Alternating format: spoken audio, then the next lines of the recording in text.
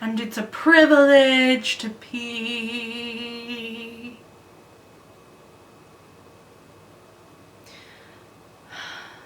Hi.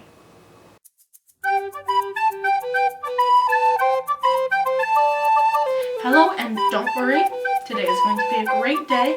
Today is our second book club video, and we will be discussing the Elysian Prophecy by Vivian Reis. Next month we'll be talking about The Ghost of Buxton Manor by Jonathan Ferrara.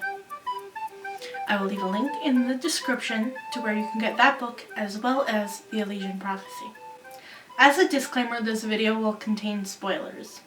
Frankly, I had some mixed feelings with this book. There are both parts that didn't hold my interest and parts that made me read for hours on end. I personally found the first 100 pages or so to drag on. The story just seemed to not really go anywhere. The events just sort of happened and dragged on, and it didn't really feel like there was any sort of importance to them. It just felt like I kept waiting for the plot to kick in. I think the summary on the back might have added to this feeling. The back essentially started with the main plot.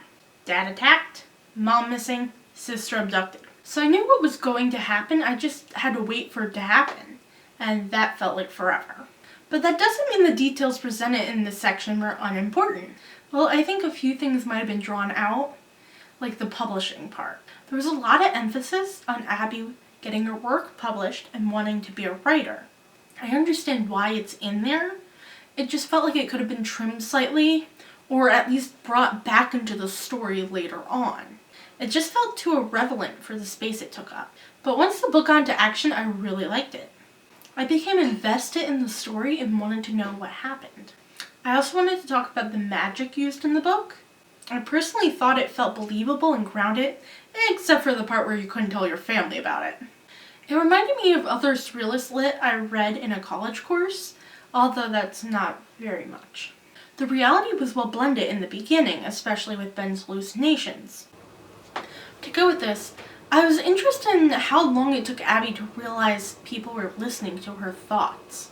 Granted, it's mincemeat compared to Ben, who never figured it out. At first, I was confused as to why he didn't figure it out, but I think it might have been an intentional choice to show his mental state and how he couldn't distinguish reality from his visions. Most of the book after the first 100 pages was strong. The dialogue didn't feel forced or unnatural. The concepts felt natural and logical. The only other section I didn't feel particularly fond of was the ending. As I approached the end, I had no idea what would happen to actually end the book. I knew there was talk of a sequel, so I knew there was probably going to be a cliffhanger, but I didn't know what would happen to end the story in such little time. For many books, that can be a good thing, allowing for a massive plot twist. In this case, it just sort of felt rushed. Between Ben attacking Cora, the dad dying, Ben performing the ritual like an idiot, finding the mom, finding the prophecy, 2 attacks, kidnapping Abby, and going into a massive, deadly, decisive battle, it just felt rushed.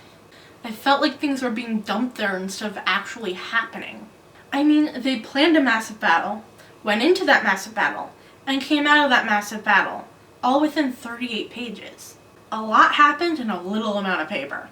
It just brought me out of the story. But hey, I just read The Savior's Champion, which had really good pacing, so I could be a little biased or spoiled. So be sure to tell me what you thought in the comments down below. Well, I think that's going to be it for now. To you, a smiling farewell, and remember, nothing ever only one thing. Of course, the book includes spoilers.